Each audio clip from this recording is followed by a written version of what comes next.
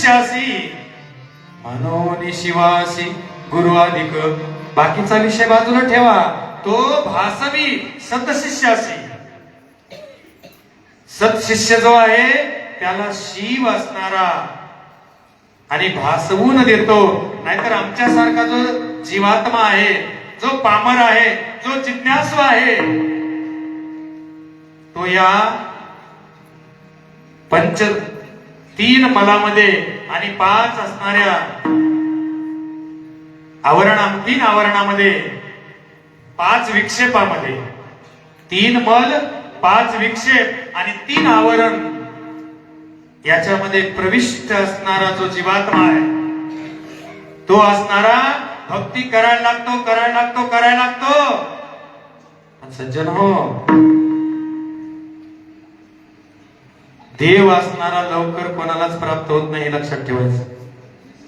हाडाचे काढ करावं लागतात, मनाची उन्मन अवस्था करावी लागते, मनाचं मनपण संपवावं लागतं, मनाची उन्मन अवस्था करावी लागते.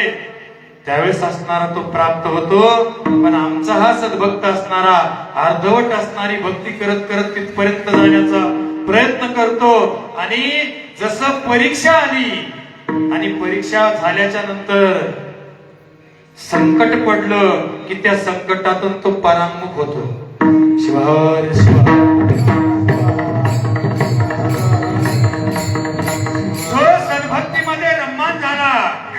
जो सद्भक्तीमध्ये रममान झाला, त्या रममानतामध्ये थोडे काही संकट आले की तो देवाला दोष ठेवायला लागतो आणि देवाला नाव बोट ठेवायला लागतं. महाराज, अरे देव साक्षी आहे. सज्जन हो, देव तो साक्षी आहे. केली या कर्माचे भोगावे ते फळ, केली या कर्माचे भोगावे ते फळ.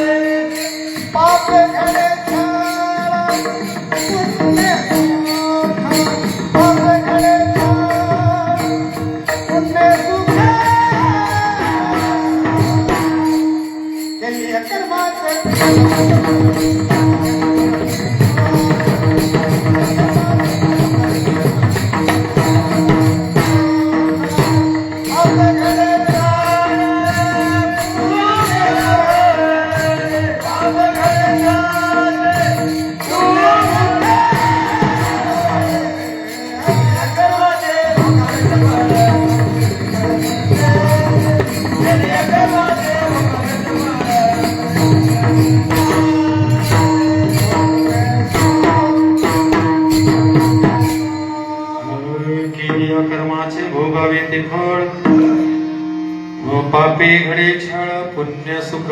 सांगितलं, आपण जे कर्म करतो, पहिल्या जन्मीचे जे कर्म आहेत त्याचे भोग आपण भोगायला आलोय, लक्षात ठेवा. आणि ते भोग भोगत असताना आपण आज जे कर्म करायलो त्याचं फळ पुढे उभं राहणार आहे. एकदा बीज पेरल्याच्या नंतर लगेचच फळ उत्पन्न होईल का? नाही. ज्वारी पेरली तर कमीत कमी 3 महिने लागतील त्याचे कणस यायला वरचे. किती महिने?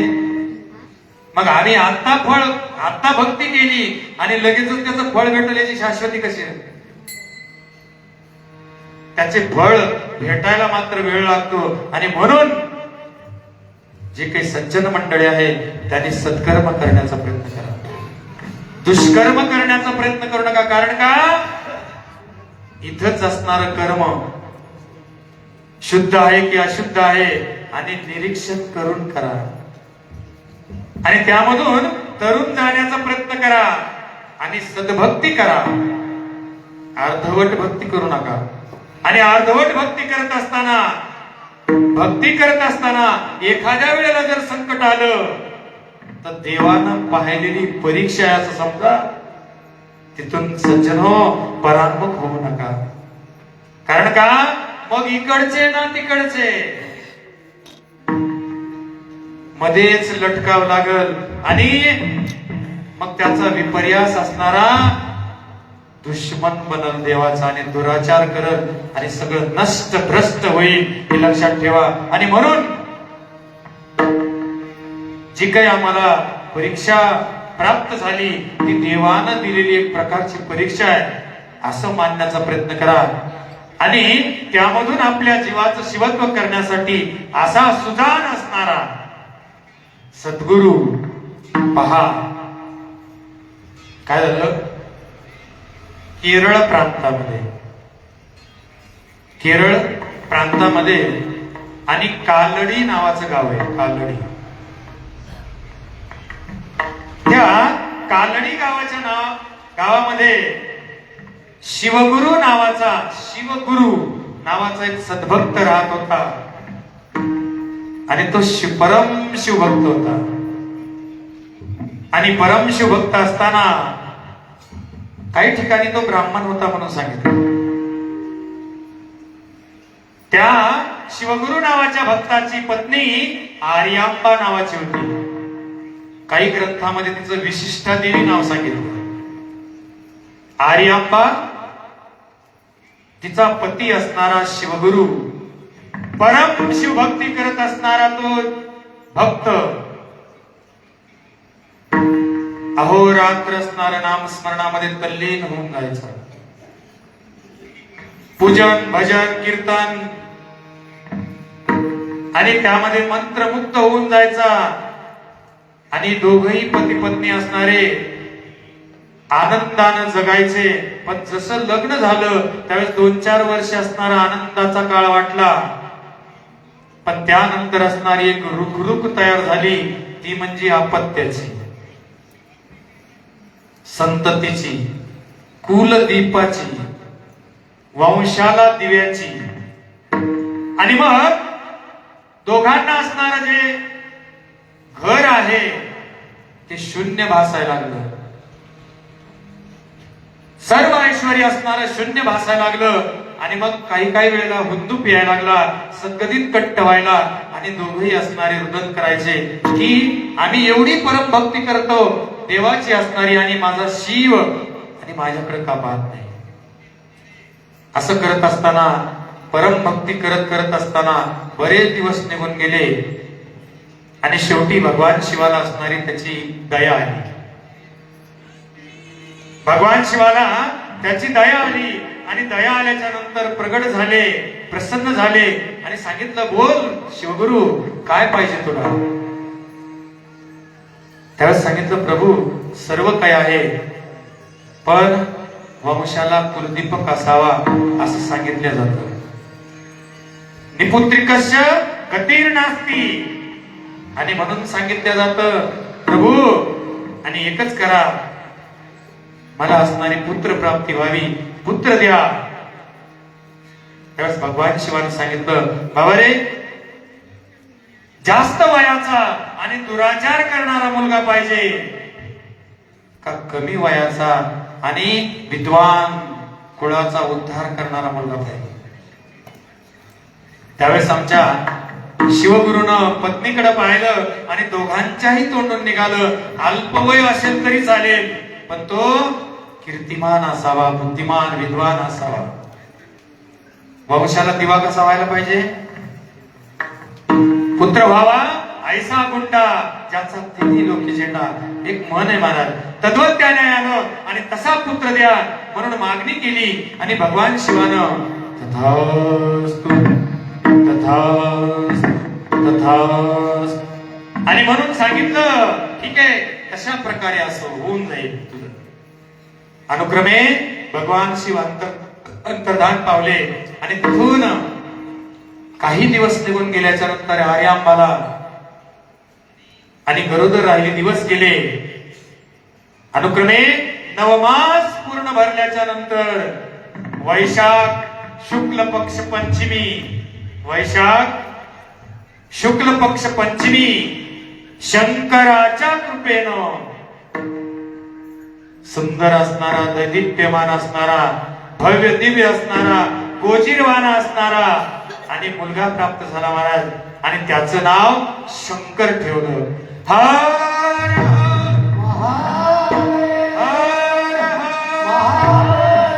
त्याचं नाव शंकर ठेवलं. शंकरापासून प्राप्त झाला आणि म्हणून त्याचं नाव शंकर ठेवलं. आणि मग असा हा असणारा शंकर एवढा विद्वान होता महाराज की वयाच्या 4थ्या वर्षी, ध्यानात ठेवा, वयाच्या 4थ्या वर्षी पूर्ण संस्कृतचं अध्ययन 4थ्या वर्षी, अतिशयोक्ती नाही, ही ग्रंथात सांगितलेला भाग आहे. 4थ्या वर्षी पूर्ण संस्कृतचं अध्ययन झालेलं होतं आणि 8व्या वर्षी असणारे ग्रंथ लिहिले. वयाच्या 8व्या वर्षी ग्रंथ लिहिले. त्याच्यामध्ये ब्रह्मसूत्र नावाचा ग्रंथ, विवेक चुडामणी नावाचा ग्रंथ आणि आमच्या शंकरानं ह्या लिहिले. आणि शंकरानं लिहिल्यामुळं त्याचं नाव आचार्य पडलं. त्यांचं नाव शंकराचार्य पडलं. आणि असे असणारे शंकराचार्य सर्व ज्ञान संपन्न असणारे, अनेक ग्रंथ लिहिलेले आचार्य ज्यावेळेस सांगायला लागले की बाबा रे तत्वज्ञान म्हणावं कशाला, ब्रह्मज्ञान काय आहे, त्यांनी सांगितलं जीव, जगत आणि माया. आणि त्याच्यामध्ये त्यांनी भाग ठेवला, ब्रह्मसत्य, माया मिथ्या. माया मिथ्या सांगितली. आणि मग हे 2 प्रकार त्यांनी सांगितले, ब्रह्मसत्य आहे आणि माया ही मिथ्या आहे. असं सांगितल्याच्या नंतर आमच्या तिथे भगवान शंकरांनी परत त्यांची परीक्षा घ्यायला सुरुवात केली. एक चांडाळाचं रूप धारण केलं. एक चांडाळाचं रूप धारण केलं आणि रस्त्यानं यायला सुरुवात केली. आता पहिल्या काळामध्ये काय होतं की आमचे आजोबा पंजोबा जे म्हातारे लोक होते खूप धार्मिक होते महाराज, खूप धार्मिक. सकाळी आडावर नदीवर जर आंघोळ केली, त्यांनी स्नान केलं तर डोक्यावर असणार घागर पाण्याची घ्यायची आणि एक एक असणार पाणी पुढे शिंपडत त्या रस्त्यानंच यायचं. भवी म्हणजे ज्याच्या गळ्यात लिंग नाही तो भवी, त्याचा स्पर्श पाहिजे नाही, त्याचं तोंड पाहू नये असं मानलं जातं, त्याचा स्पर्श नको या उद्देशानं. किंवा क्षुद्र म्हणा. ज्यावेळेस असे लोक यायचे त्यावेळेस जे सज्जन लोक होते, मग त्याच्यामध्ये ब्राह्मण क्षत्रिय बरेचसे काही मंडळी होती, मग ते आचरणशील राहायचे आणि पाणी शिंपडत घरापर्यंत यायचे आणि घरी आल्याच्या नंतर त्याच पाण्यानं पूजा करायचे. सवळं पाळायचे, मराठीत सवळं पाळायचे. आणि मग त्यावेळेला आमचे शंकराचार्य असणारे स्नान करून यायला लागले आणि हा चांडाळ रस्त्यामध्ये उभा राहिला. आणि रस्त्यामध्ये उभा राहिल्याच्या नंतर शंकराचार्यांनी सांगितलं, ए बाबा का उभा राहिला, सरक बाजूला, चल सरक बाजूला, मला तुझा स्पर्श होईल. त्यावेळेस त्या चांडाळानं उत्तर काय दिलं महाराज? त्या चांडाळानं उत्तर दिलं, ए महात्मा, स्वतःला संत म्हणतो, स्वतः अनेक ग्रंथ रचतो, ज्ञानी मानला जातो, जे जड असणारा अन्न खाणारा तुझा देह, जड अन्न असलेलं आणि तो खाणारा तुझा जड देह आणि माझ्या शरीरामध्ये असणाऱ्या शिवात्म्याला, ब्रह्माला आणि विठाळ मानतोस. तुला काय म्हणून ज्ञानी समजावं? तुला काय म्हणून ज्ञानी समजावं? अरे ती प्रवृत्ती पाहिजे, जे जे दिशे दृष्टी पुढे ते अवघे. आणि मग तुमच्यामध्ये जर ती प्राप्ती झाली नाही, माझ्यातला असणारा ब्रह्मतत्व, माझ्यातला असणार शिवतत्व आणि त्याचा असणारा तुम्ही विठाळ करताय, हाच शब्द असणारा आमच्या शंकराचार्याला खटकला. आणि तिथं त्या चांडाळाचं असणारं दर्शन घेतलं शंकराचार्याने.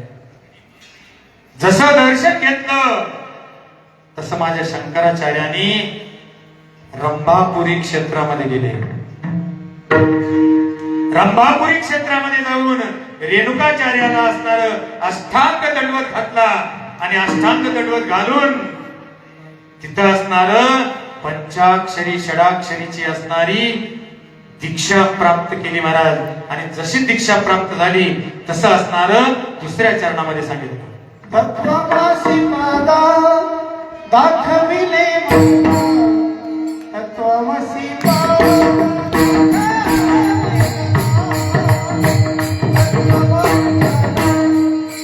दाखविले तत्वमसि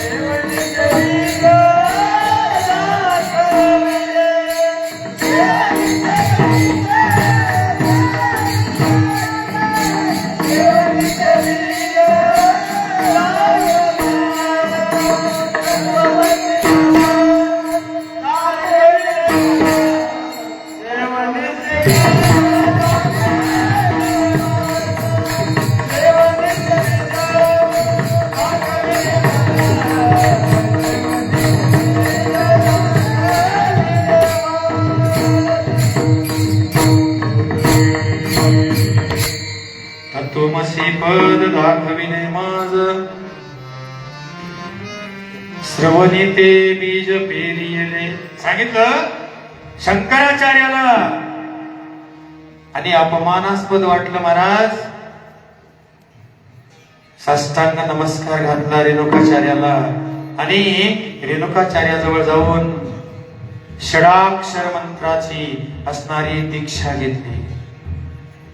आणि जशी दीक्षा झाली तसं त्या मंत्रामधला असणारा गर्भित अर्थ, त्या मंत्रामध्ये असणारा गर्भित अर्थ जो बीज आहे, जो प्रणव आहे, प्रणव या शब्दाचा अर्थ आहे की जीवाचं शिवत्व करून नेण्याचं असणारं साधन प्रणव. आणि नंतरचा असणारा नकार मकार शिकार वाकार यकार. नमः शिवाय, ओम नमः शिवाय, ओम नमः शिवाय.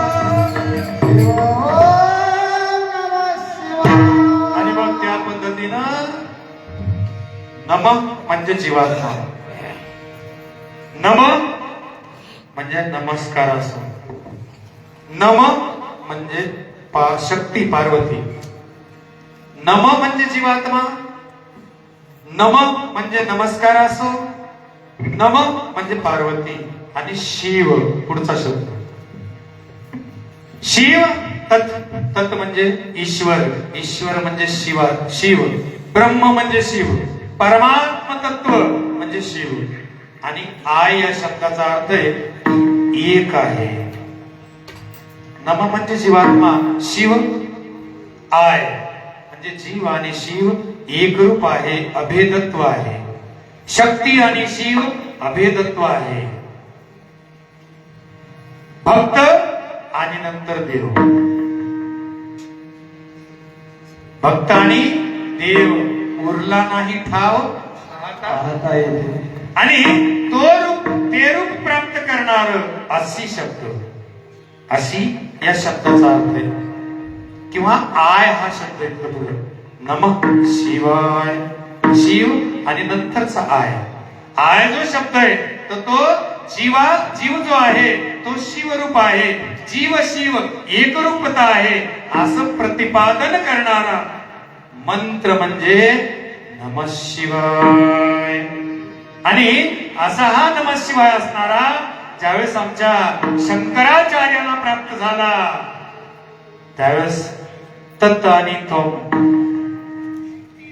अशी म्हणजे आहेस. तत् म्हणजे ईश्वर, त्वम म्हणजे जीवात्मा.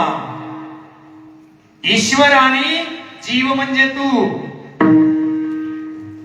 एक रूप आहेस अशा प्रकारची असणारी ज्ञानाची एक ज्योत अंतःकरण प्रवृत्तीमध्ये आणि निर्माण झाली आमच्या शंकराचार्याच्या.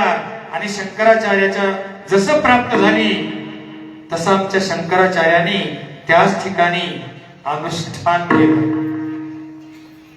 जसं अनुष्ठान केलं आमच्या शुकाचार्याला आणि जनक राजानं दूत पाठवला होता. आणि त्या ठिकाणी असणार अहंता जी आहे ती जाण्यासाठी 7 दिवस अनुष्ठान करावं लागलं. मी शुक आलो जनकाच्या राजधानीमध्ये आणि शुकाचार्य गेले आणि दूताला सांगितलं जा जनकाला सांग मी शुक आलो. त्यावेळेस जनकानं परत दूताला पाठवलं, म्हणजे जा त्यांना सांगा तुम्ही एकटेच्या दुसऱ्याला कोणाला आणू नका. परत दूत आला, 2 वेळ झालं, 3 वेळ झालं. शेवटी जनकाचं असणारं म्हणणं काय हे शुकाचार्याच्या लवकर लक्षात येईना. बाबा रे पुन्हा कोण आहे माझ्यासोबत. मी सांगितलं की मी शुक आलो, पण जनक म्हणतो तुम्ही एकटेच या दुसऱ्याला कोणाला आणू नका. मग माझ्यासोबत आहे कोण दुसरं. आणि त्यावेळेला तिथंच अनुष्ठान मांडलं 7 दिवस पर्यंत. आणि जसं अनुष्ठान मांडलं तसं अहंकार रूपता बाहेर गेली, मी पणाची. तसं ज्ञान हे जड असतं महाराज. माझ्या ज्ञानेश्वरांनी ज्ञानेश्वरी लिहिली, पण कुठं ठेवली? समोर ठेवली. ज्यांना घ्यायची त्यांनी घ्या, ज्यांना घ्यायची नसेल त्यांनी नका घेऊ. आणि म्हणून अमृत अनुभव मध्ये ज्ञान हे जड आहे म्हणून सांगितलं. ज्ञान हे जड आहे. आणि मग असं हे असणार ज्ञान ज्यावेळेस जड झालं आमच्या शंकराचार्याचं, त्यावेळेस त्याची असणारी परिवर्तितपणा, त्याचा परिवर्तितपणा प्राप्त करून आणि त्यामध्ये विज्ञान रूपता आणण्यासाठी, ज्ञानाचं विज्ञानता निर्माण करण्याची पिंड ब्रह्मांडीचा जाणारी झाडा परमरसत्वये पिंड ब्रह्मांडीचा जाणारी झाडा सच्चिदानंदाचा निवाडा करुणी जाणीचे निज तत्व पुढा त्या नाव विज्ञान. आणि मग ते ज्ञानाचं विज्ञान आणि प्राप्त करण्यात केलं आमच्या शंकराचार्यांनी. आणि त्याच ठिकाणी अनुष्ठान मांडलं. जसं अनुष्ठान मांडलं तसं रेचक चालू केलं, बेंबीपर्यंत असणारं कुंभक नेलं, कुंडलिनीवर असणार त्याला थांबवलं, अपान वायूचा निरोध केला आधार स्थानावरून, आणि अपान वायूचा निरोध करून ज्यावेळेस कुंडलिनीच्या ठिकाणी मणिपुराच्या ठिकाणी असणार प्राण आणि अपानाचं विघटन झालं, त्यावेळेस एक ज्योत निर्माण झाली. जी ज्योत घेऊन परत असणार आधार स्थानापर्यंत गेला. आधार स्थानाला जाऊन तिथलचे असणारे 4 शब्द, वजनाचं व शाळेश, षटकोंश आणि सशाच 4 शब्द असणारे आधार स्थानावर, आणि तिथं पाहायला सुरुवात केली. 600 असणारा जाप केला. ओम नकाराय नमः, ओम नकाराय नमः, ओम नकाराय.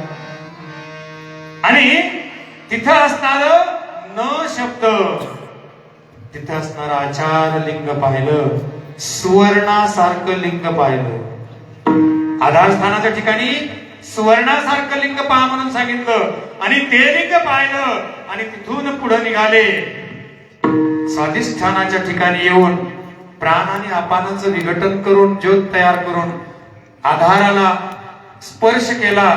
तिथंच 600 असणारा जाप करून वर निघाले. लिंगेंद्रियाच्या ठिकाणी, स्वाधिष्ठानाच्या ठिकाणी तिथं असणारा जाप केला. बभम यरल 6 षडदळ, आणि तिथं असणारे, तिथं मकार आहे, तिथं गुरुलिंग आहे, आणि त्याचं असणार पूजन केलं, तिथं स्मरण केलं. ओम मकाराय नमः. तिथून पुढे निघाले कुंडलिनीच्या ठिकाणी. तिथं आम्ही कुंडलिनी सांगतो, मणिपुराची असणारी बाजू.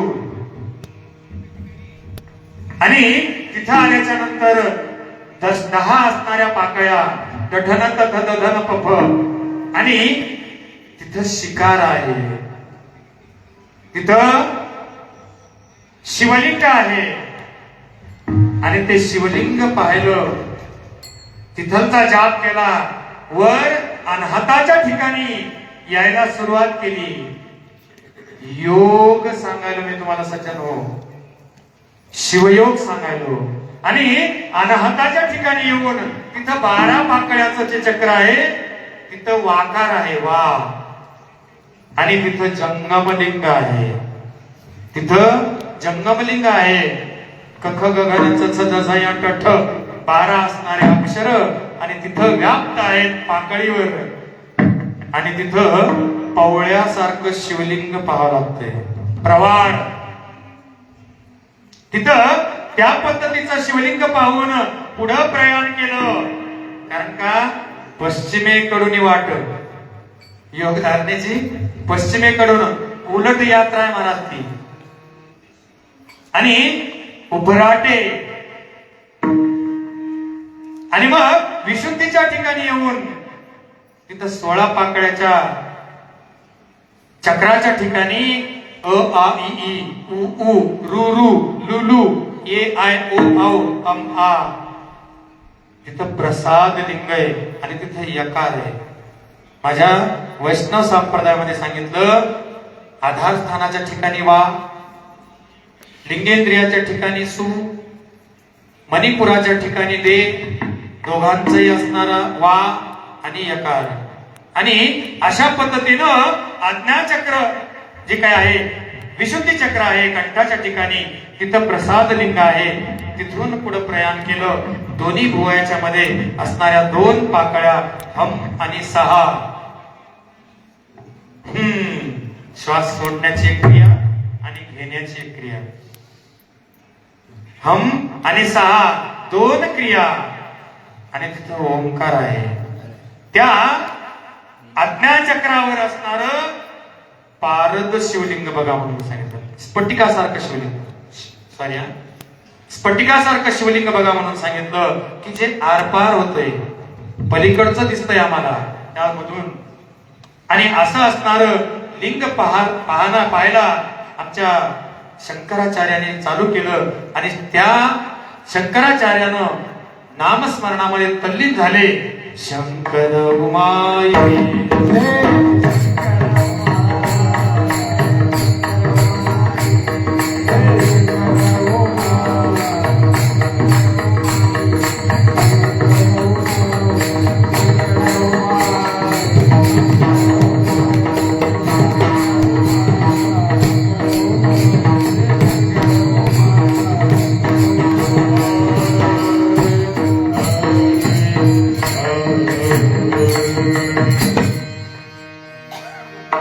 शिवहर शिवहर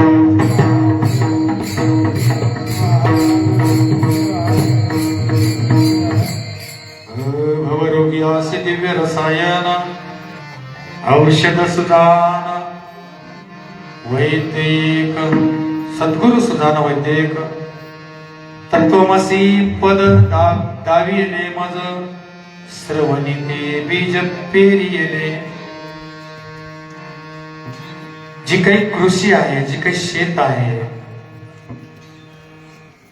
पालव्या छेदुनी अशा मनीषेच्या आमचं हे शेती केली महाराज. आणि श्रवणामध्ये श्रोत्र असणार तिथून मंत्र बोलला. मननात तारेते ती मंत्र. आणि तो मंत्र असणारा भिडला. योग साधना केली. आणि योग साधना करत असताना आज्ञाचक्राचे बैलतीरी मसुर प्रायश्चित्रा भीतरी विलोकितामरपुरी दृष्टी गोचर होत असे. आणि मग त्या दोन्ही भुवयाच्या मध्ये असणारा एक मसुरे प्रमाण छिद्र. आणि मग तिथून ज्या पद्धतीनं दोन्ही डोळ्याचं असणार एकरूपता तयार करतो. दोन्ही डोळ्यानं पाहिल्याच्या नंतर जसं आम्हाला त्राटक शिकवलं जातं, नाकाचा शेंडा बघा, आपल्या नाकाचा शेंडा बघा. किंवा आम्हाला त्राटक शिकवलं जायचं की 1.5 फूट अंतरावर आमच्या मांडी घालून पद्मासनात बसून मेरुदंड टाईट करून सरळ करून 1 ते 1.5 फुटावर एक कागद घेऊन त्याला कागदाला खालून 1 रुपया ठेवायचा आणि वरून घासायचा.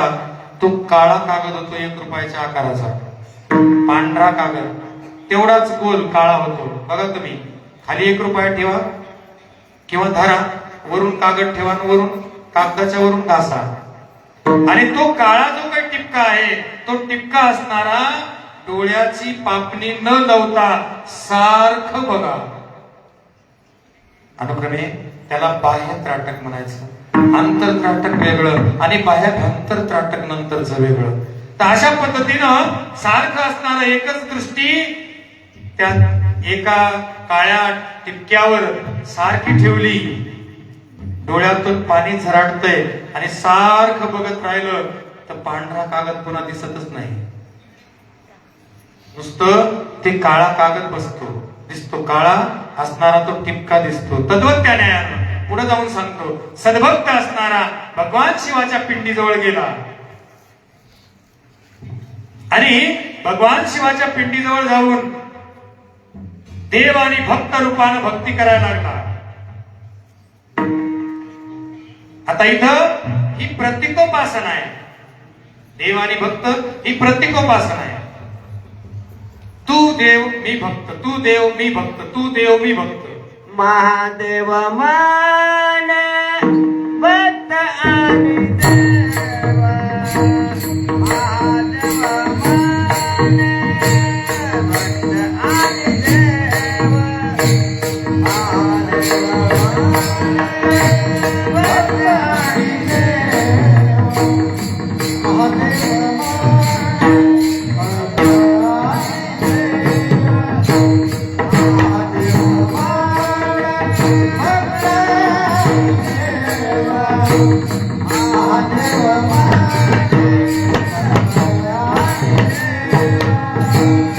महादेव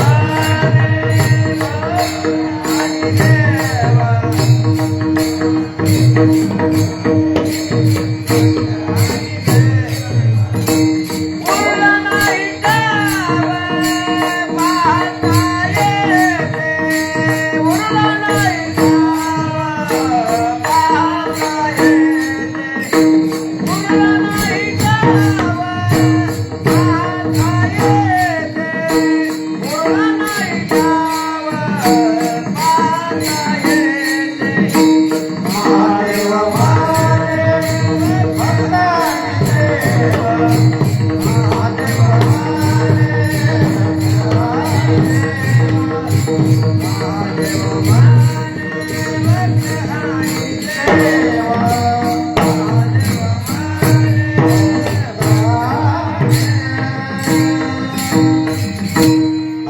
शिवाच्या पेटीजवळ असणारा भक्त बसलेला आहे आणि भक्ती करायला लागलेला आहे. धर्मपंथामध्ये दोन पद्धती सांगितल्या भक्ती करण्याच्या. एक प्रतीकोपासना. प्रतीकोपासना म्हणजे देव आणि भक्त ज्यावेळेस रंजलेला गांजलेला भक्त, संकटामध्ये पडलेला, संसारामध्ये होरपळलेला हा भक्त असणारा ज्यावेळेस देवासमोर जातो त्यावेळेस तो म्हणतो तू देव मी भक्त, तू देव मी भक्त, तू देव मी भक्त. याला प्रतीकोपासना म्हणायचं. आणि या प्रतीकोपासनेमधून ज्यावेळेस तो ध्यान लावतो आणि सारखी एकटक दृष्टी त्या शिवपिंडीवर लावतो त्यावेळेस ती शिवपिंड असणारी डोळ्याच्या रूपानं आतमध्ये प्रवेश करून हृदयामध्ये स्थित होते. जसं आम्हाला एक त्राटक सांगितलं जायचं परत एक दिवा लावा अंधाऱ्या रूम मध्ये आणि त्या दिव्याकडे सारखं बघत राहा, ज्योतीकडं. हल्ली नाही पाहिजे ज्योत सुद्धा. आणि मग त्या ज्योतीकडे पाहत राहिल्याच्या नंतर एवढं काही तन्मय होऊन जायचं मनुष्य, रत होऊन जायचं, मग्न होऊन की ते रूप असणार डोळ्यानं पाहिलेलं, डोळ्यातलं तेज त्या तेजापर्यंत जाऊन ते तेज परत वापस फिरून हृदयामध्ये स्थित होत होत. आणि ज्यावेळेस हृदयामध्ये ते स्थित होत त्यावेळेस उरला नाही ठाव. केव्हा? त्यावेळेस उरला नाही ठाव. आणि ही असणारी बाजू आमच्या शंकराचार्यांनी त्या ठिकाणी प्राप्त केली. नामस्मरणामध्ये एवढे तल्लीन होऊन गेले की आज्ञाचक्राचे पहिलं तिरी मसुर प्राय छिद्रा भीतरी विलोकित अमरपुरी दृष्टीगोचर होत असे आणि अगोचरी मुद्रा धारण करून ब्रह्मांडी चक्रावर आणि तिथं मग्न व्हायला सुरुवात केली, दंग व्हायला सुरुवात केली. आणि मग ते असणार ज्ञान ज्यावेळेस प्राप्त झालं त्यावेळेस तत्वमसि, तत् म्हणजे ईश्वर आणि त्वम म्हणजे जीव, दोन्ही एकच आहे अशा प्रकारचा भास झाला. आणि अशा प्रकारचा भास झाल्याच्या नंतर आमच्या रेणुकाचार्याचं तिथं आगमन झालं. आणि आगमन झाल्याच्या नंतर मस्तकावर हात ठेवला, सांगितलं शंकराचार्य आता काय वाटतंय, आता काय वाटतंय. त्यावेळेस त्यांनी तिसऱ्या चरणात सांगितलं आपण समान तुकी केले तुक. आपण समान तुकी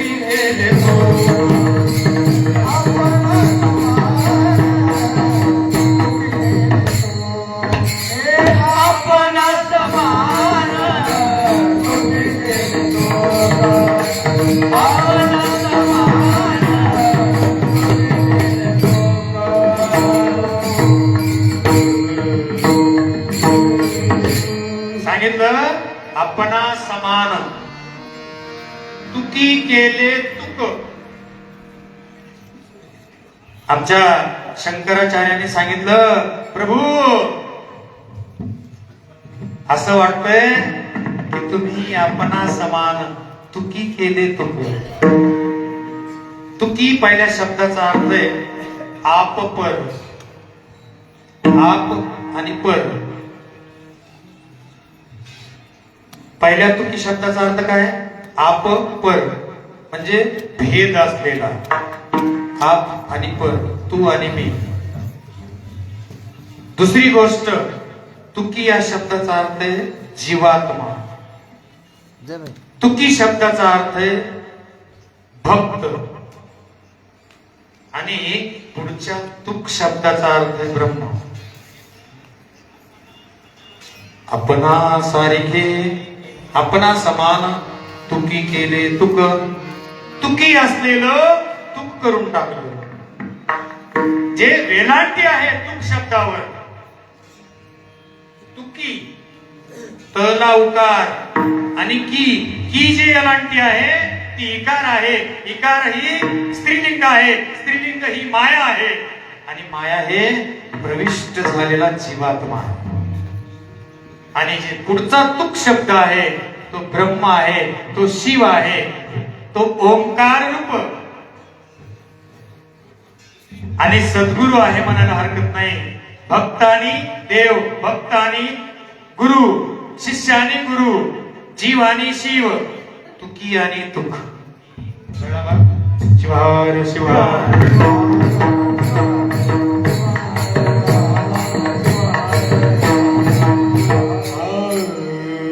आणि सांगितलं की मग अशा प्रकारचा भास मला जाणवायला प्रभू की तुम्ही मला स्वतः सारखं करून घेतलं. आपणा सारखे करीती तात्काळ नाही काळ वेळ. संप्रदायामध्ये अभंग दिला. तद्वत त्या न्यायानं आपणा समान तुकी केले तुक, वाचे नेते सुख. जसं एखादा डोहामध्ये असणारा जीवात्मा गेला, जीव एखादा गेला, मनुष्य पोहायला लागला आणि तो नीट तळाला गेला, पाण्यामध्ये विहिरीमध्ये गेला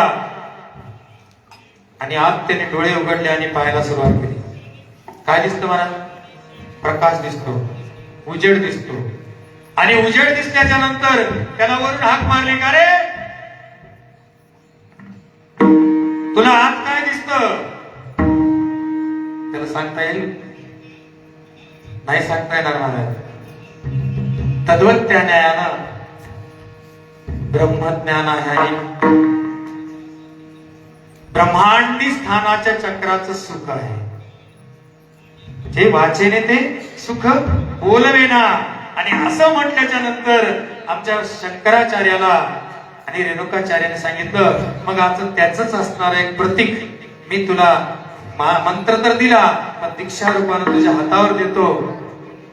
आणि म्हणून आमच्या शंकराचार्याच्या हातावर चंद्रमौळीश्वर नावाचं शिवलिंग, चंद्रमौळीश्वर नावाचं शिवलिंग रेणुकाचार्यांनी त्यांच्या हातावर दिलं. आणि ते शेवटच्या चरणामध्ये महादेव माने कोटी उपकार. महादेव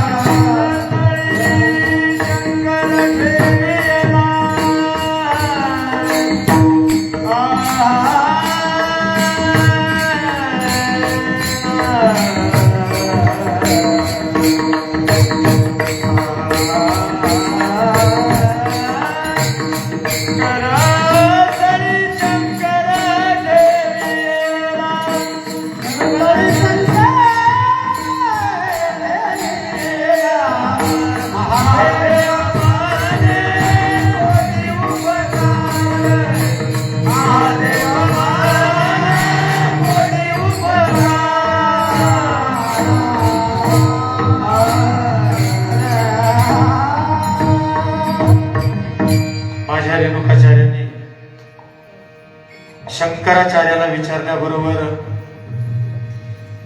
आणि कृतार्थता त्या ठिकाणी प्रगट केली आणि सांगितलं, प्रभू कोटी उपकार. चंद्रमौळीश्वर नावाचं शिवलिंग माझ्या आद्य शंकराचार्याला दिलं आणि आद्य शंकराचार्याला दिल्याच्या नंतर सांगितलं, आता असणारी अहंग्रहोपासना करा. पहिली प्रतीकोपासना होती, पहिली प्रतीकोपासना होती. भक्त देवाच्या समोर होता, तू देव मी भक्त, तू देव मी भक्त. पण आता जर हातावरच आलेला आहे तर मग काय, तू म्हणजे मी, मी म्हणजे तू, तू म्हणजे मी. याला अहंग्रहोपासना म्हणायचं. प्रतीकोपासनापेक्षा 1 कोटी पटीनं अहंग्रहोपासना श्रेष्ठ आहे महाराज. आणि जसं तो मेंढपाळ आणि सिंह घेऊन जात होता त्या मेंढ्यामध्ये, त्या मेंढ्यानं त्या सिंहानं मी मेंढाय मी मेंढाय मी मेंढाय म्हणायचं. एके दिवशी असणारा तो एक पर्वतामधून सिंह आला आणि त्या सिंहानं असणारं पाहिलं की अरे इतक्यामध्ये असणारा एक आपल्या जातीचं दिसायलंय, इतक्यामध्ये असणारा एक आपल्या जातीचं दिसायलंय. आणि म्हणून गर्र गर्र करत तो सिंह असणारा मेंढ्यापर्यंत आला. सगळ्या मेंढ्या ब्या ब्या ब्या ब्या करत पळायल्या आणि हे बी पळायलं ब्या ब्या करत. कोण? तो सिंह असणारा, छावा असणारा. आणि मग त्यांनी सांगितलं, ए थांब रे माझ्या जातीच्या. ज्यावेळेस थांब रे माझ्या जातीच्या म्हणलं त्यावेळेस डीएनए महाराज जो काही असतो, अनुवंशिक परंपरा म्हणतो आपण त्याला, धर्माची असणारी ती त्याच्या लक्षात आली. ते छावा असणारा जाग्यावर थांबला, सिंहाचं पिल्लू असणार जाग्यावर थांबलं. गुहेमधला, त्या डोंगरामधला, पर्वतामधला सिंह समोर आला आणि सांगितलं, काय वेडायस रे म्हणजे तू? अरे तू अज्ञानाचं पडळ अंगावर घेऊन बसलास, तू वनाचा राजा आहेस, तू या जंगलाचा राजा आहेस आणि स्वतःला मेंढा समजायला ब्या ब्या ब्या ब्या करायला. बघ म्हणले, मेंढ्याचं तोंड असणार लंबक आहे, लांब आहे, तुझं गोल आहे. त्यांची शेपटी छोटी आहे, तुझी लांब आहे. त्यांचे खुर आहेत, तुझ्या पायाला नख आहेत 5. तुझ्या गळ्याला आयाळ आहे, त्यांच्या गळ्याला आयाळ नाही. महाराज खुर सांगितले, शेपटी सांगितली, आयाळ सांगितलं, पण ज्यावेळेस चेहरा सांगितला त्यावेळेस भ्रमिष्ठ अवस्था तयार झाली. कारण का स्वतःचा चेहरा स्वतःला दिसत नाही. मनात विचार केला, इथपर्यंत तू खरं सांगितलंस, पण आता इथून पुढे मला घुमवणार, नेणार आणि मला खाऊन टाकणार, मी मेंढा आहे बाबा. तेव्हा सांगितलं, वेड्या तुझं स्वरूप तुला दाखवून द्यायचं का, चल. आणि मग त्या सिंहाच्या पिलाला आणि तळ्यावर नेलं आणि तळ्यावर गेल्याच्या नंतर सांगितलं, बघ तुझ्यात आणि माझ्यात काय फरक आहे. त्यावेळेस त्या सिंहाच्या पिल्याला दाखवलं, बघ म्हणले माझा चेहरा आणि तुझा चेहरा. माझ्या गळ्याला आयाळ, तुझ्या गळ्याला आयाळ. माझी शेपटी लांब, तुझी शेपटी लांब. आता दिसलं तुझं स्वरूप तुला? मी म्हणजे तू आणि तू म्हणजे मी. ध्यानात ठेव. आणि तू अज्ञानामध्ये प्रविष्ट झालेला तो जीवात्मा म्हणजे मेंढा आहेस. अज्ञानामध्ये प्रविष्ट झालेला जीवात्मा म्हणजे तू मेंढा नाहीस. आणि मग ज्या वेळेला त्या छावानं असणार आपलं दर्पण पाहिलं, समोरचं पाणी रूपाचं, पाण्याचं दर्पण पाहिलं, पाणी पाहिलं, त्यात मध्ये मुंडकं टाकलं, आपलं स्वरूप स्वतः पाहिलं, भ्रांती निघून गेली महाराज. आणि जशी भ्रांती निघून गेली त्यावेळेस सांगितलं, हो खरंय, तू म्हणजे मी आणि मी म्हणजे तू. बाबा तुझे काय म्हणला माझ्या जातीच्या, तद्वत त्या न्यायानं खरोखरच मी आणि तू एकच आहोत. तुझी जात ती माझी जात, माझी जात ती तुझी जात. आणि अशा प्रकारचं असणार स्वतःच स्वरूप त्याला प्राप्त झालं. आणि इकडं आमच्या शंकराचार्याच्या तळ हातावर असणार करस्थली शंकर, त्यावेळेला आमच्या शंकराचार्याला परत सांगितलं की जे काही रावणानं लिंग स्थापन करायचा संकल्प केला होता त्यामधून 3 लाख लिंग राहिले आणि ते विभीषणाला स्थापन करायचे सांगितले काही, त्यामधले काही राहिलेले लिंग आणि तुम्ही स्थापन करा. रेणुकाचार्यांनी आणि शंकराचार्याला पुढे असणार सांगितलं. मग माझ्या शंकराचार्यांनी 4 ठिकाणी मठ स्थापन केले.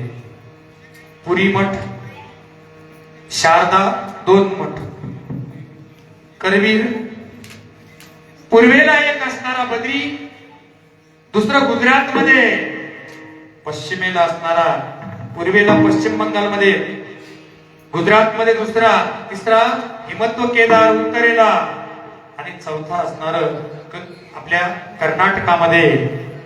4 पीठ, करवीर पीठ वगैरे म्हणून मानलं जातं आणि असे 4 मठ आणि पीठ स्थापन केले आणि वैष्णव धर्म संप्रदाय प्रचार केला. मात्र स्थळी शंकर आणि तीच असणारी कालच्या 22 तारखेला आणि जयंती माझ्या आद्य शंकराचार्य ज्योती महाराज असे असणारे शंकराचार्य, ज्यांचं असणारं जे थोडं बहुत असणारं अज्ञान आलेलं होतं, चांडाळ रूपानं भगवान शिवानं ते दूर करण्याचा प्रयत्न करून तुकी केले तुक, त्यांचं तुक रूप प्राप्त करून दिलं आणि त्यांचं जीवन सार्थक केलं. सांगायचं तात्पर्य तद्वत त्या न्यायानं सर्व जे काही जन्माला आलेले मानव प्राणी आहेत, सर्व जे काही जन्माला आलेले मानव प्राणी आहेत त्यांचं आराध्य असणार शिव महाराज आणि गंतव्य स्थान शिव आहे. आणि म्हणून त्या असणाऱ्या लिंगाची उपासना करा. कंटाळा करू नका, संकट आलं तर परांगमुख होऊ नका आणि दृढ भक्तीनं भावार्थ व्हायचा पाहिजे गोड जैसा इक्षुदंड चविन सोडी. तोडिता मोडिता सोलिता पिळिता अग्नीने जाळीता चविन सोडी. पाक झाल्यावरी तुडवी ती चरणी अंती साखर होणे चविन सोडी. ती भक्ती आमच्यामध्ये पाहिजे महाराज. संकट आले म्हणून दूर पडू नका, त्याला परत पकडा आणि जीवनाचं सार्थक करून घ्या. अशाच पद्धतीने तुमचं जन्माचं सार्थक हो, अशा प्रकारचा मंगलमय आशीर्वाद या व्यासपीठावरून देऊन झालेली सेवा माझ्या सद्गुरूंच्या चरणी तसंच तुमच्या संत सज्जनांच्या चरणी समर्पित करून आजच्या या पंचम कीर्तन पुष्प सेवेला आपण पूर्ण विराम देऊया. ओम पूर्णमदः पूर्णमिदं पूर्णात् पूर्णमुदच्यते पूर्णस्य पूर्णमादाय पूर्णमेवावशिष्यते.